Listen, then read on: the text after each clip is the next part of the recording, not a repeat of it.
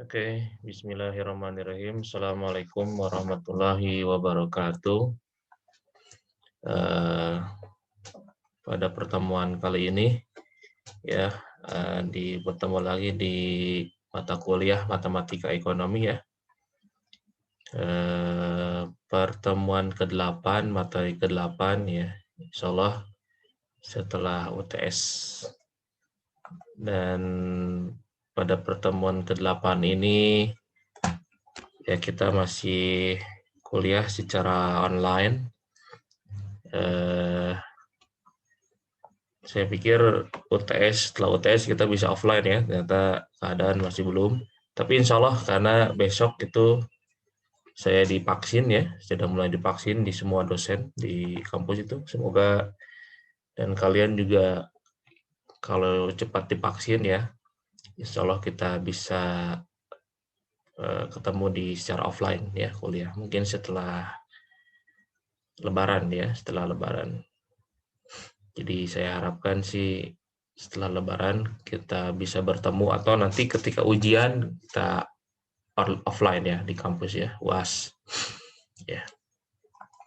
Oke, kita mulai, ya. Pada materi ke-8 ini kita akan bahas terkait dengan masih linear programming, ya. Jadi ini mungkin materi terakhir terkait dengan linear programming. Nanti minggu depan kita sudah masuk kepada non-programming, non-linear programming, kemudian kepada diferensial dan integral, dan masuk ke apa namanya ke ini penerapan kepada ekonominya. Oke. Dalam ekonomi makro, ya, jadi konsumsi itu termasuk ke dalam salah satu teori pendapatan nasional, ya. Jadi kalau kalian nanti mungkin mempelajari ekonomi makro, maka di sana ada teori yang khusus mempelajari tentang teori konsumsi, ya, teori konsumsi. Karena pendapatan nasional itu konsumsi menjadi salah satu faktor yang mempengaruhi pendapatan nasional, ya. Dalam pendapatan nasional secara keseluruhan itu ada dua kategori penggunaan pendapatan nasional, ya.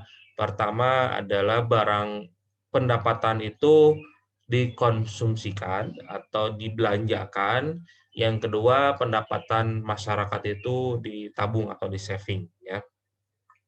Jika pendapatan itu dilambangkan dengan Y, ya, dengan nilai Y, ya, dengan nilai Y, sedangkan konsumsi dan tabungan itu masing-masing dilambangkan dengan lambang C dan S, ya. Maka kita dapat merumuskan persamaan, ya, bahwa Y sama dengan C tambah S, ya. Jadi pendapatan nasional itu adalah kita akan melihat berapa agregat konsumsi satu negara di masyarakatnya dan berapa agregat dari tabungan di masyarakat, ya. Baik konsumsi nasional maupun tabungan nasional pada umumnya dilambangkan sebagai fungsi linear dari pendapatan nasional. Ya, jadi konsumsi dan saving ini merupakan sebagai fungsi linear terhadap pendapatan nasional.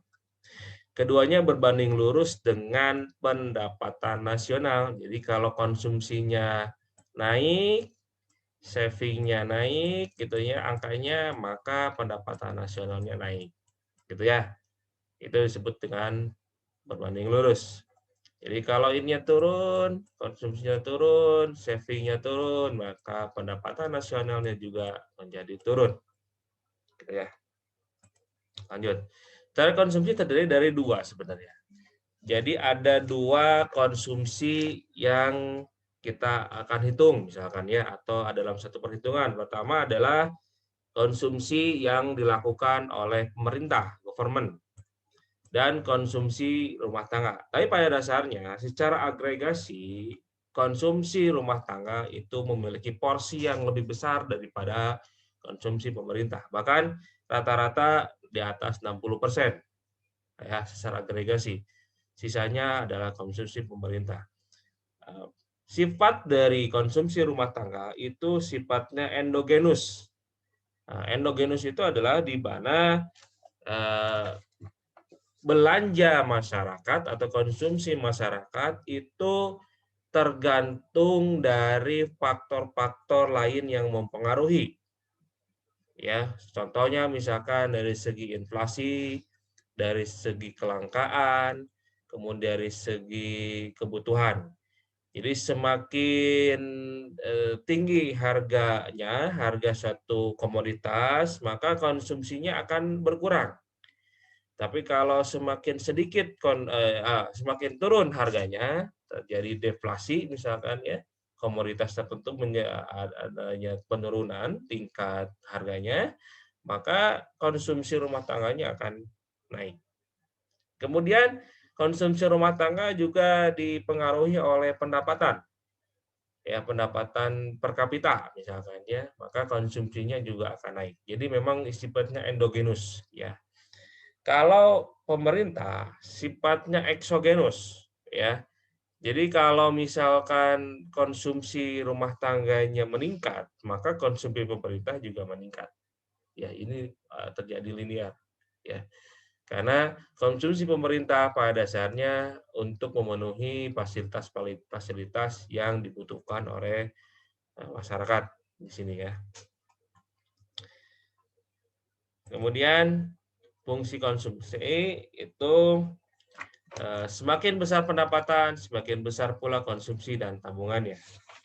Ya, nah, ini kalau kita lihat di dalam teori makro bahwa ada yang disebut dengan teori Keynes atau Keynesian Consumption Model. Ya, kalau kalian nanti belajar makro, lebih detail di makro, jadi nanti di konsumsi itu bukan hanya fungsi linear, tapi juga kita masuk nanti ke integral ya.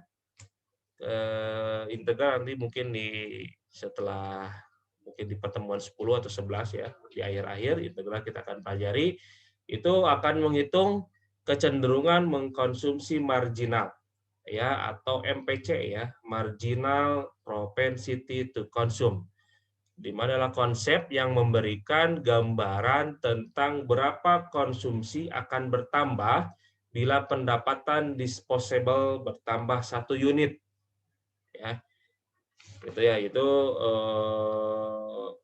pendapatan disposable itu dia bila dia naik gajinya, naik pendapatannya, berapa sih peningkatan konsumsinya, itu bisa dihitung dengan cara integral, tapi nanti ya itu. Sekarang kita akan menghitung dulu berapa konsumsi, ini MPC nih, MPC ya.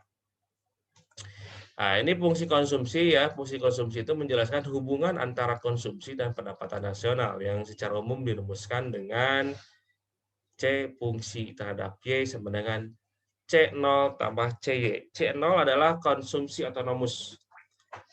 Ya. C0 merupakan konsumsi otonomus dan C dikali dengan Y adalah pendapatan disposable. Ya. Disposable ya. C merupakan marginal propensity consume atau kecenderungan mengkonsumsi marginal bila pendapatannya bertambah 1 unit misalkan ya. Ya, ini perubahan C dibagi perubahan Y ya, rumusnya ya, perubahan C dibagi dengan perubahan Y. Konstanta C0 atau konsumsi otonomus menunjukkan besarnya konsumsi nasional pada pendapatan nasional sebesar 0, mencerminkan konsumsi nasional minimum atau autonomous consumption. Yang pasti ada satu yang harus tersedia meskipun pendapatan nasionalnya 0. Ya. Secara grafik, consumption autonomous atau C0 merupakan penggal kurva konsumsi pada sumbu vertikal C. Ya. Jadi koefisien C itu atau konsumsi mencerminkan besarnya tambahan konsumsi sebagai akibat adanya tambahan pendapatan nasional sejumlah tertentu. Dalam bahasa ekonomi atau makroekonomi, C adalah MPC atau Marginal Propensity to Consume. Secara grafik, C merupakan lereng dari kurva konsumen. Nah, sekarang kita masuk ke ini, nanti kita pelajari juga nanti di integral ya. Nanti akan ada juga teori konsumsi ya. Atau ini yang menemukannya adalah atau disebut dengan teori Keynes. Ini termasuk ke dalam Keynesian Consumption Model. Jadi kalau kalian ingin nanti ngebahas terkait dengan fungsi tabungan nanti di penelitian, di skripsi, teorinya adalah Keynes. Jadi ini yang membuatnya Keynes ya. Jadi fungsi tabungan menjelaskan hubungan antara tabungan dan pendapatan nasional yang secara umum dirumuskan dengan S G terhadap Y sama dengan S atau tabungan otonomus ditambah S dikali dengan Y. Y itu adalah pendapatan disposable. Nah, konstanta S0 yaitu tabungan otonomus yang merupakan penggal kurva tabungan pada sumbu vertikal S. Koefisien S atau marginal propensity to save merupakan lereng dari kurva tabungan, yaitu di mana konsep di mana pendapatan satu unit atau 1% atau berapa peningkatannya terhadap tabungan, itu MPS itu ya, marginal propensity to save, penambahan pendapatan yang berpengaruh terhadap peningkatan tabungan gitu ya. Jadi seberapa pengaruh sih pendapatan itu terhadap peningkatan tabungan, itu sebutnya MPS, marginal propensity to save. Nah, jadi persamaan fungsi tabungan dan dapat diturunkan dengan memaparkan kesamaan. Jadi ini rumus utamanya ya, pendapatan nasional itu sama dengan Y sama dengan C tambah S, itu adalah persamaan utamanya. Nah, kita akan lihat Y sama C tambah S, maka kita akan lihat S sama dengan Y kurangi C. Maka S sama dengan C itu adalah tadi ya, kita akan rumus C adalah C0 kurangi CY ya, maka S sama dengan Y kurangi C otonomus dikurangi C kali Y. Y itu adalah pendapatan disposable. Ini pendapatan nasional ya, ini pendapatan disposable. S sama dengan ya, maka kita akan lihat min konsumsi otonomus ditambah 1 min C dikali Y. Sebab C sama dengan konsumsi otonomus ditambah C kali pendapatan disposable. Jadi ya, ini adalah persamaannya ya. Ini persamaannya adalah S otonomus ditambah S dikali dengan pendapatan sama dengan S min C 0 tambah C min 1 kurangi C kali Y. Maka simpulannya adalah ya, tabungan otonomus sama dengan min konsumsi otonomus, dan saving tabungan sama dengan 1 dikurangi konsumsi.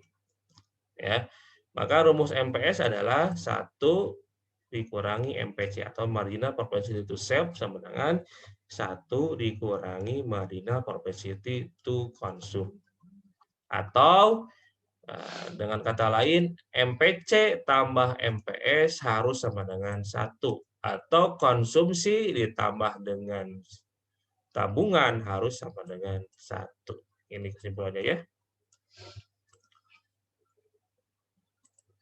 Nah, ini kurvanya atau disebut dengan kurva konsumsi dan kurva tabungan ya. Jadi garis bantu Y tambah C tambah S di sini ya, yang membentuk sudut 45 derajat merupakan penjumlahan grafis kurva C dan kurva S. Ya, setiap titik pada garis bantu ini berjarak sama terhadap sumbu horizontal maupun sumbu vertikal. Berarti setiap titik pada garis ini mencerminkan jumlah yang sama antara Y dan C tambah S ya. Pada titik M ya, pada titik M ini ya, pertemuan antara C0 ya dengan S 0 ya. Itu terlihat bahwa S sama dengan 0. Ya, berarti seluruhnya pendapatan dialokasikannya untuk keperluan konsumsi di sebelah kanan titik M. Ya, ini contoh kasus ya, contoh kasus konsumsi masyarakat suatu negara ditunjukkan oleh persamaan C sama dengan 0,8 Y. Bagaimana fungsi tabungannya? Berapa besarnya konsumsi jika tabungan sebesar 20? Ya, kita akan masukkan tadi ya, rumus utamanya S sama dengan Y kurangi C. Maka kita masukkan ya, substitusi Y sama dengan C-nya adalah 30 ditambah 0,8 Y. Ya. Y sama dengan 30 min 0,8 Y sama dengan minus 30 tambah 0,2 Y. Jika S sama dengan 20, tinggal disubstitusi. 20 sama dengan minus 30 tambah 0,2 Y. Kali ini pindah ruas menjadi 50 sama dengan 0,2 Y. Maka kita tinggal dibagi ya. Sama Y sama dengan 250. Maka konsumsinya adalah Y dikurangi dengan S sama dengan 230. Ya, jadi Y-nya adalah 250, S-nya adalah 20. Maka konsumsi, ya proporsi konsumsi suatu negara itu adalah nilainya 230. Gitu ya.